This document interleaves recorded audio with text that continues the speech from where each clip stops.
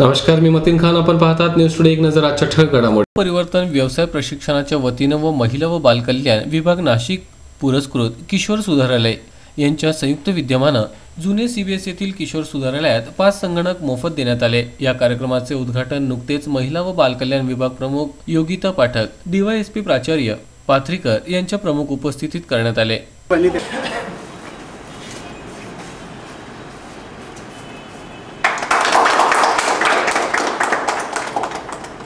यावेळी कार्यक्रमाचे प्रास्ताविक प्रवीण बोडके यांनी केले.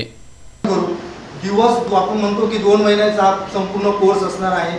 त्याची ड्युरेशन पण आपण वाढवू शकतो, कारण आपली जी संस्था आहे ती संस्था गेली 1928 सालापासून काम करते. संपूर्ण भारतभरामध्ये जे शाळाबाह्य गरीब जी काही मुलं मुली असतात त्यांच्यासाठी आपण काम करतो.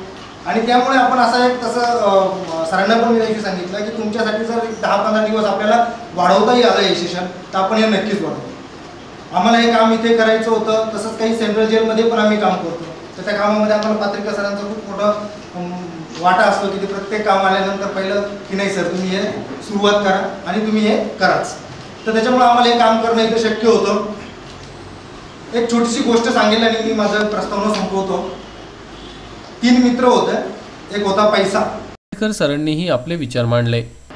आणि युवा परिवर्तन तर्फे शिकविण्याची ही जी संधी उपलब्ध करून देते ही संधी जीवनामध्ये वारंवार येत नाही. या ठिकाणी गेल्या 1 वर्षापासून मी प्राचार्य पदावर काम करीत आहे. सुरुवातीला आलो त्यावेळेला 36 मुलं या ठिकाणी होती. जी मुलं आपल्या कुटुंबात जातात, आई वडिलांमध्ये जातात, बहीण भावांमध्ये जातात, त्याबद्दल आम्हालाही आस्था आहे. कारण की तुम्ही तुमच्या कुटुंबामध्ये जावं, चांगले शिक्षित म्हणून जावं, तुम्हाला कुटुंब काय असतं हे समजावं, हेच आमचं मुख्य धोरण आहे.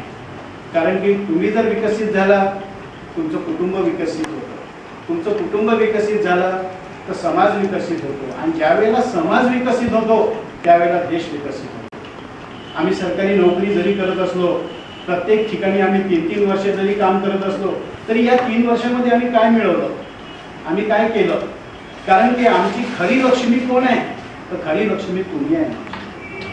आम्ही जर तुमच्यावर या 4 भिंतीच्या आतमध्ये सार्थक झाल्यासारखं होईल. या ठिकाणी गेल्या 3 महिन्यापूर्वी माननीय जिल्हा दंडाधिकारी वेलूर असू साहेब आले होते.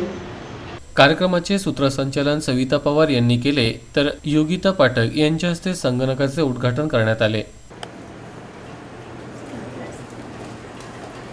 कार्यक्रमाचे आभार दर्शना कोठावदे यांनी मांडले.